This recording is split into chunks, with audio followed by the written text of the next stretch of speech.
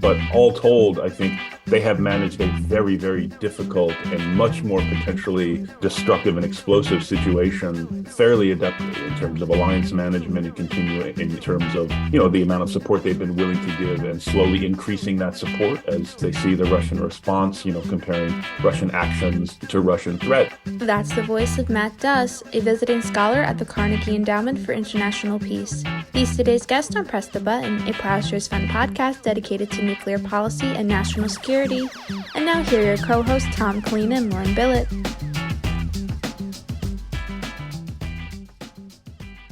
Thanks, Angela, and welcome back to Press the Button. Lauren, how was your weekend? Hi, Tom. My weekend was full of arts and crafts, so it was very fun. How was yours? My weekend was very quiet, puttering around the house, that kind of thing, very relaxing, so thanks. Yes, mine was pretty much that as well, just with some little drawing thrown in. But what's the latest, Tom, on nuclear news? Well, on Ukraine, Germany, the United States, and their allies are debating whether to send heavy battle tanks to Ukraine in response to Kyiv's request. The Ukrainian military wants German Leopard tanks to replenish its current tank fleet, and EU foreign ministers are pressing Berlin to send its tanks or allow them to send their own Leopards to Ukraine, which would require German approval. But Germany has been hesitant to send its tanks and has asked the United States to stick its neck out first and send its own Abrams tanks. But the United States does not want to do this, saying that the U.S. tanks weigh too much, use too much fuel, and are too complicated for Ukraine. Meanwhile, Germany is worried about being seen as a military aggressor in Europe, given its history in previous wars, all very complicated. But in a possible breakthrough, Germany's foreign minister said on Sunday that Berlin would not stand in the way if Poland wants to send its Leopard tanks to Ukraine. So we shall see. This is the first major disagreement in Western support for Ukraine since the war began last year. In Australia, members of parliament from across the political spectrum are calling on the government to join the Treaty on the Prohibition of Nuclear Weapons, also known as the Ban Treaty. The cross-party group is concerned about escalating nuclear threats and provocations from nuclear-armed states such as Russia. And Sunday marked the second anniversary of the Ban Treaty's entry into force. 68 nations have so far ratified the treaty, and 30 more are in the process of doing so.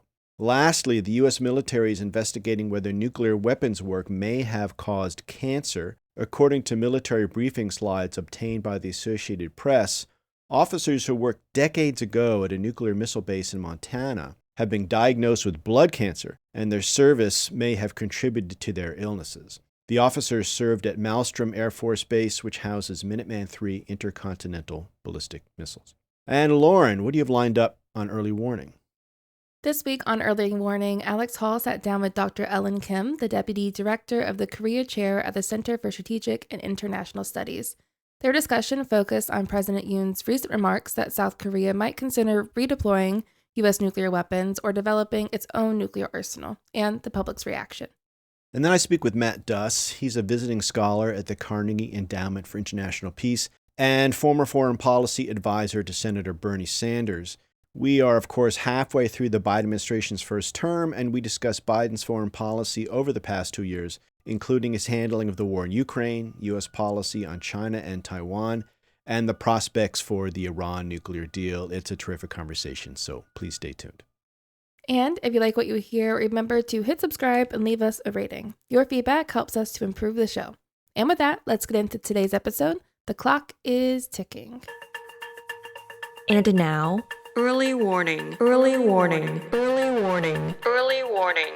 A 7-minute synopsis of this week's nuclear news.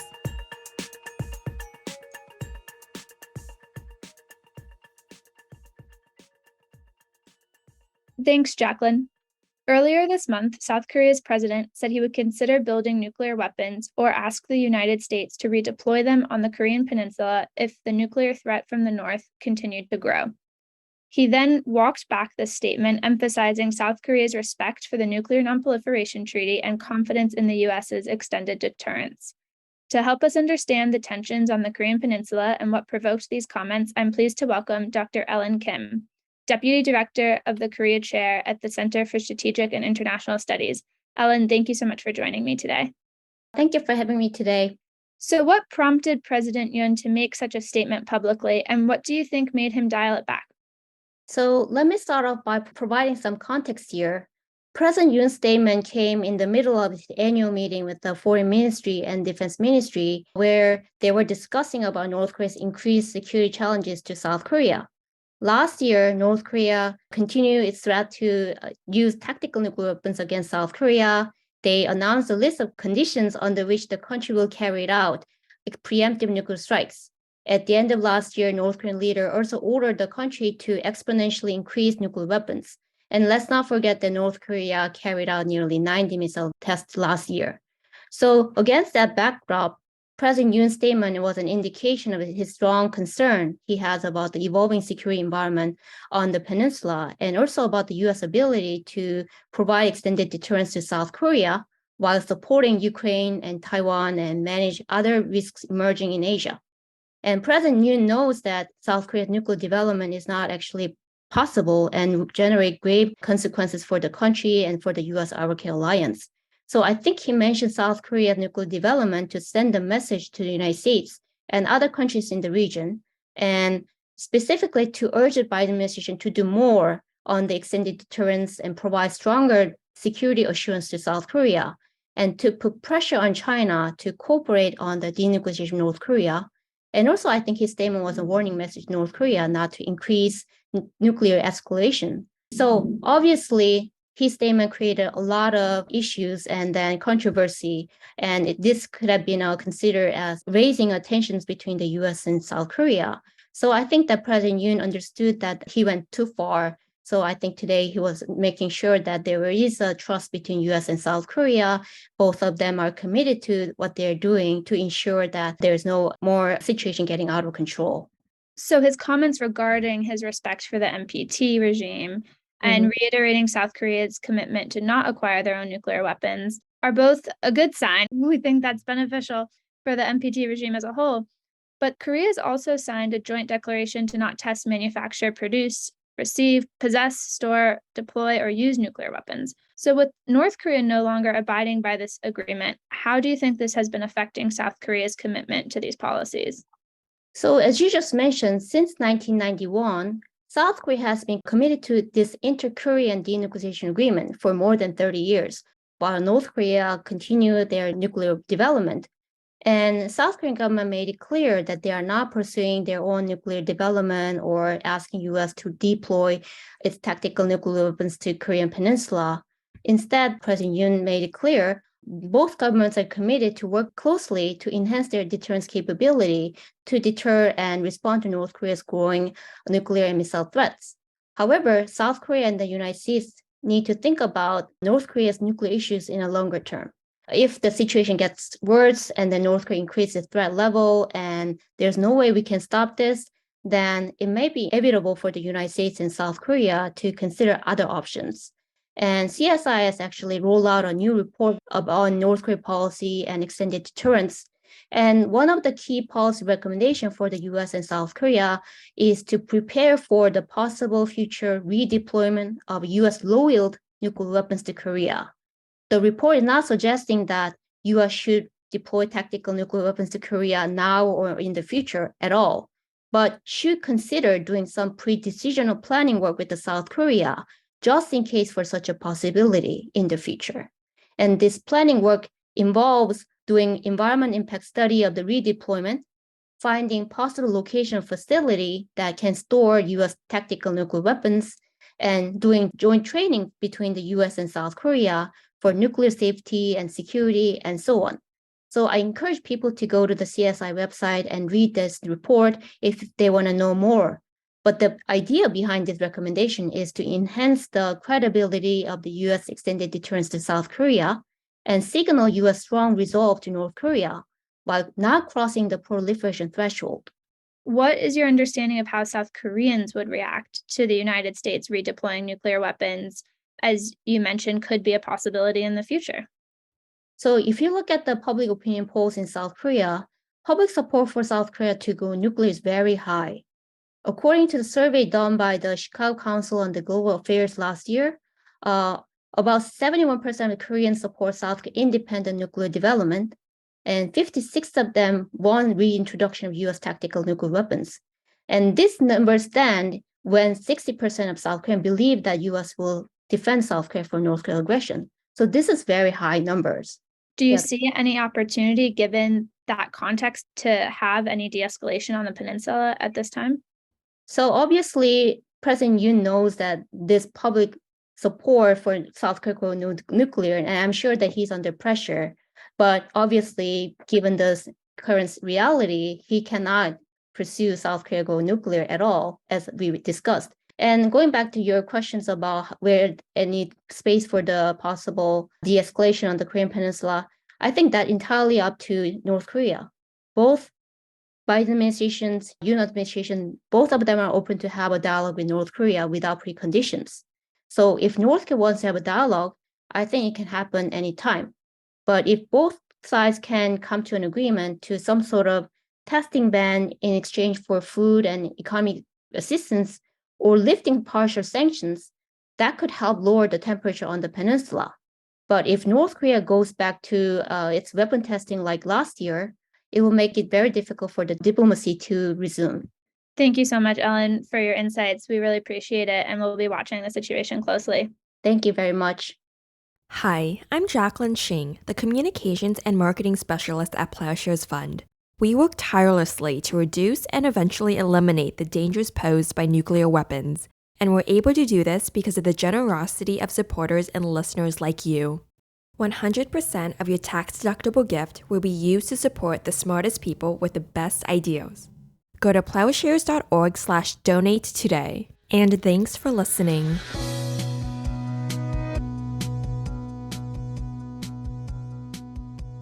President Biden is now halfway through his first term, so it's time to take stock of the administration's national security and nuclear policies. And here to help us is Matt Duss. He's a visiting scholar at the Carnegie Endowment for International Peace and a former foreign policy advisor to Senator Bernie Sanders. He recently co-authored an excellent article, which I highly recommend, in the New Republic called A Better Biden Doctrine. Matt, so great to have you back on the podcast. Great to be here. Thank you, Tom. So let's jump right in on Ukraine. So we're almost 1 year into this brutal, horrendous war. President Biden, as we know, has been supporting Ukraine quite strongly. And so far, at least, this has not provoked Russia to escalate the war. Now, there have been recent reports that the administration might be open to supporting Ukrainian attacks on Crimea, which is a change in policy, or would be a change in policy. Of course, this could raise a greater risk of Russian escalation. So, Matt, give us your sense, your view on where we are in Ukraine, and is Biden striking the right balance here?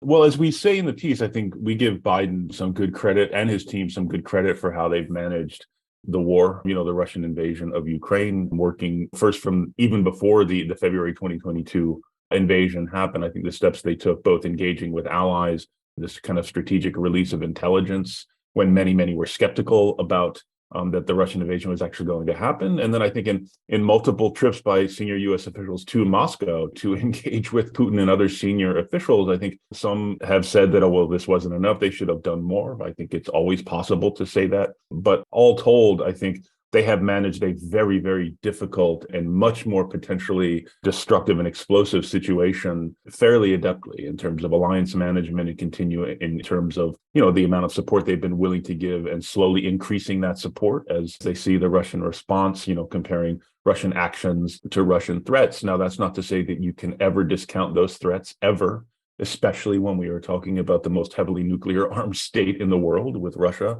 But I think you see the way they've been managing this support and slowly increasing the kind of amount and the sophistication of weapons they've given to the Ukrainians, and in turn, what the Ukrainians have done quite effectively with that equipment, with the training they've received, with the kind of improvisation that they've shown in not only defending their country, but in pushing back Russians in some pretty significant initiatives over the past years, starting kind of late summer and early fall. And since then, so I think where we are right now is, Russia has, continued these strikes on infrastructure with, the hope of just kind of forcing the Ukrainians to, apply time and attention and resources to fixing that versus putting energy at the front.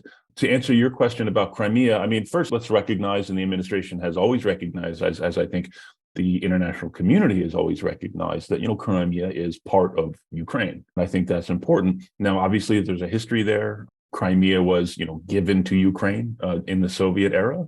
But the fact of the matter is, as a UN member state, Crimea is within Ukraine's recognized borders, despite having, a largely Russian, or at least Russian sympathetic, Russian language speaking population in Crimea. That aside, there is still the question of what an initiative or a campaign to retake Crimea could lead to. And I think, again, that is always worth considering. I think given the success that the Ukrainians have had and how the extent to which the Russians have not taken certain steps that we might have expected based on their threats, it does make some sense that the administration is at least considering what a Crimea campaign would look like. But again, their approach, their kind of theory of the case, which I think is pretty sound, has been to continue to support the Ukrainians to achieve, military success such that it puts them in the best possible position for negotiations when those negotiations become possible, when Putin shows that he is serious about real negotiations to end this horrible war. And unfortunately, we do not seem to have reached that point yet. One of Biden's challenges has been rebuilding the relationship with NATO, which of course was damaged by former President Trump. How, in your view, is this going, and how long can Western unity last in the face of another year of war in Ukraine? I think Ukraine has provided a pretext to repair a lot of the kind of issues within NATO. I don't want to overstate that, because in my view, that is both good and bad. It is good to have good relationships with our allies. It is good to have solid defense alliances. I think, collective security, in my view, is a key part of what I would define as a progressive foreign policy. We face shared challenges. Some of those challenges are military, and it makes sense to have agreements for collective security in that regard. The concern is, and I think Stephen and I raised this in the piece, is that we cannot simply return to, okay, everybody just get behind the US. We're going to be paying for all your security. You don't need to pay for your own militaries. And the concern is that because the United States is playing such a large role here, once again, not only supporting Ukraine, but kind of continuing to lead NATO, we don't want this to provide an excuse for countries not to contribute their agreed upon amount. If anything, I think the serious damage that the Russian military has endured and is continuing to endure, and the kind of absolute incompetence and ineffectiveness that the Russian military has shown to the world over the past year, is not in itself, it's not an argument for more military spending with regard to Russia, certainly from the US, but in the magical world of US defense budget debates, it somehow is turned into, yes, we need to spend more. I think the US doesn't need to spend more. I think our European allies need to spend more. And my concern is that point could be lost. Turning to China, Biden has repeatedly stated he does not seek a Cold War with Beijing. But at times, his policies have seemed to suggest otherwise. He's made several slips, if you could call it that, regarding U.S. support for Taiwan, saying he would send troops to defend Taiwan if China attacked, which would go against longstanding U.S. policy. So what, in your view, is going on here, and what is Biden's China policy? Yeah, I mean, this is probably the area where we have the biggest concern, I think, in the piece. And I know this is shared by a lot of our colleagues as well. If not, unfortunately, it's not shared in Washington broadly. I think Washington has kind of jumped on board the US-China great power conflict train for a whole bunch of obvious reasons. I think the point we make in the piece is that President Biden's rhetoric and his policy are telling two different stories. I mean, it is very good for President Biden to say these things, that we do not seek a Cold War. We need to seek areas of cooperation, because those things are correct. It is absolutely essential for us not to get locked in to, a future of conflict that crowds out any possibility of cooperation on very, very, existential issues like climate, like nonproliferation, like pandemic, just to name three of the most obvious. But this does seem to be the path that is being laid down by the administration's policy, which is not just seeking to contain Chinese power, not just seeking to strengthen US alliances in that region, but also, if you look at restrictions that were placed upon semiconductor parts a few months ago, that, effectively defines US national security goal as suppressing China's economic growth and its technological development. Now, I think there is a logic behind this, but I think defining U.S. security priorities in that way clearly is in strong tension with how the Chinese government defines its needs and for economic growth. That makes perfect sense. We need to understand that.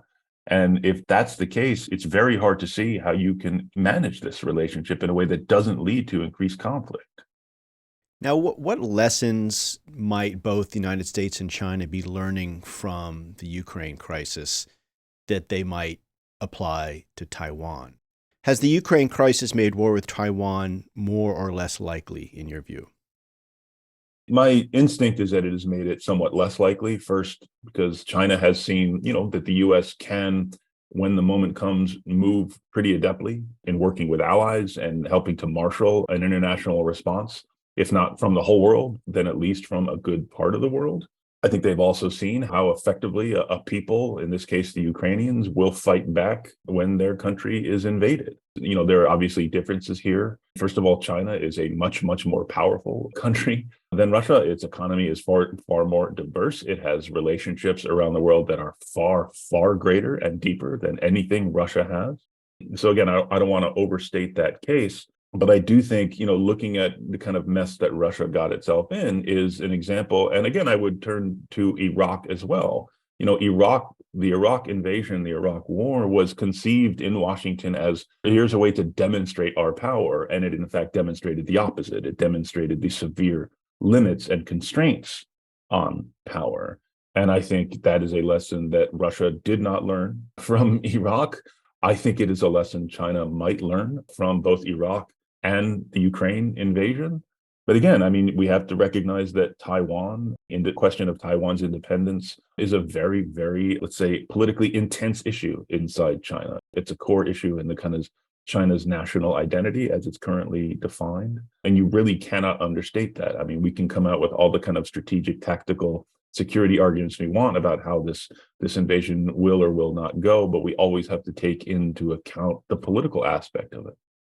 On Iran, as a candidate, Biden promised to swiftly re-enter the Iran nuclear deal, but as we know, it now looks like we may get no deal at all after talks fell apart last year, and now the talks have been further undermined by Iran's repressive response to the protest movement and its drone sales to Russia. So what happened here, and who's to blame? There are a few people to blame. Obviously, the Iranian government deserves blame, but Biden deserves an enormous amount of blame here. As you said, this was one of the most unequivocal commitments he made as a candidate. Go to his October piece in CNN, where he laid out exactly why rejoining the Iran deal was the right policy and why his administration would do that quickly. However, upon taking office, that changed. I think we all watched it change with some concern, and that concern turning to horror. In my view, this is one of the all-time foreign policy missed layups. This is something they could have done on January 21st, at least started the process of rejoining the deal, saying, listen, the United States is the one who abrogated our commitments on this deal, even though Iran is outside of its obligations as well. We are going to start the process of meeting our obligations. We hope and expect Iran will do the same. Instead, they kind of held out, made demands of Iran for, both, I think, their own reasons of negotiation, but also for their own reasons of domestic politics. I talked about domestic politics with regard to Taiwan. I think U.S. domestic politics also played a role here in the United States making an enormous blunder. And again, I think we faced a possibility of rejoining the deal a few months later, even under the new hardline government, but it got held up on the entirely kind of symbolic designation of the IRGC, something that the administration explicitly recognized was entirely symbolic.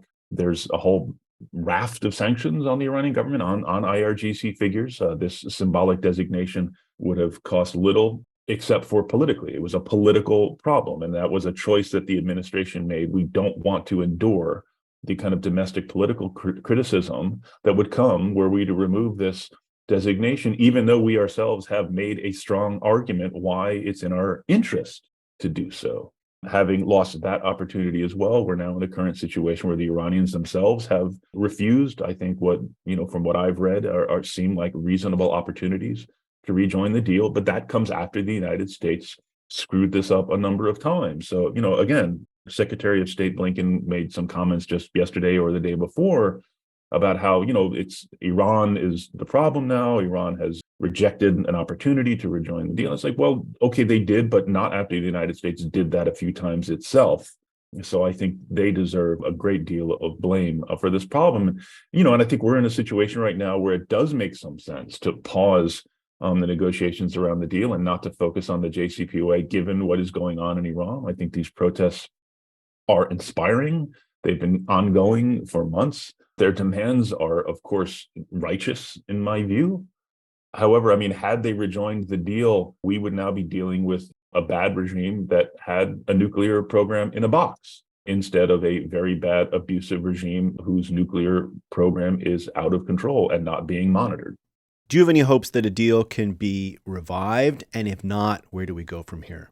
Well, the clock is ticking on, I think, the sunsets and the various provisions of the JCPOA. I think it makes some sense, first of all, to continue to make the argument that the JCPOA is a strong non-proliferation agreement.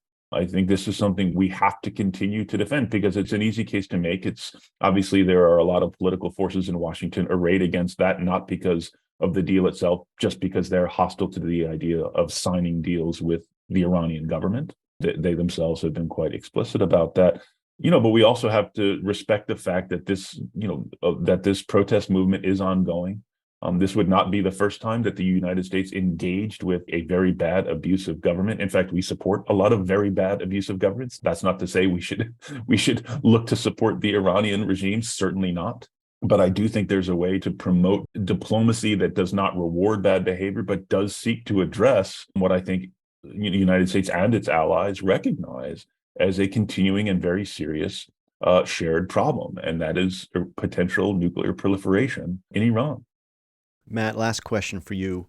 What do you see as the Biden administration's biggest challenges and opportunities on foreign policy over the next 2 years? I think they have come forward with a theory of the case that's characterized in the slogan, foreign policy for the middle class. And people can criticize that as a slogan. Well, listen, effective politics is often arrayed around simple slogans.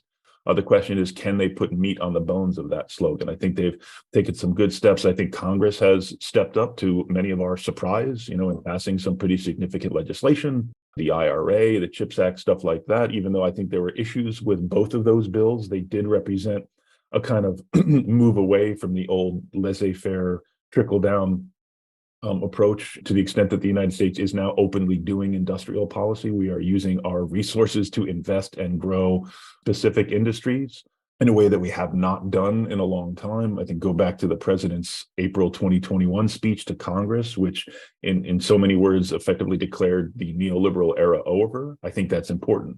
So the question is, can they continue to move forward with legislation like that, show that, our government can deliver for Americans, many of whom have kind of checked out of the political process altogether because they see the system as rigged.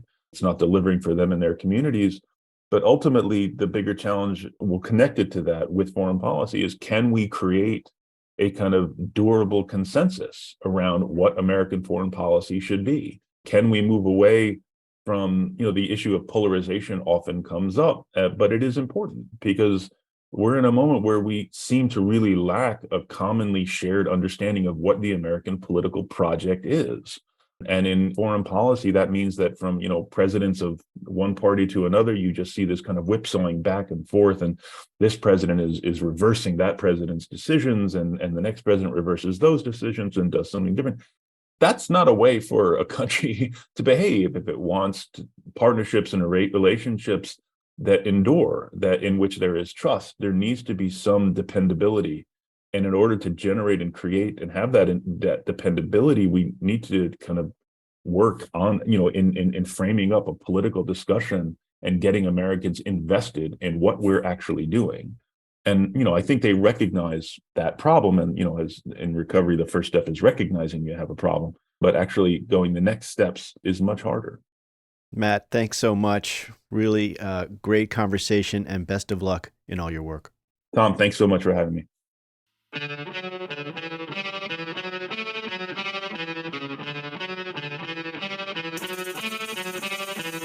Thanks for listening to Press the Button. This podcast is produced and edited in Washington, D.C. by Lauren Billett, Angela Kellett, and Alex Hall. Audio engineering in San Francisco by Jacqueline Shing. Our theme song is by Lyrics Born and Poets of Rhythm, sampled with kind permission. Additional music by San Francisco-based bands 17 Evergreen and the Society of Rockets. To continue the dialogue and support our work, visit plowshares.org.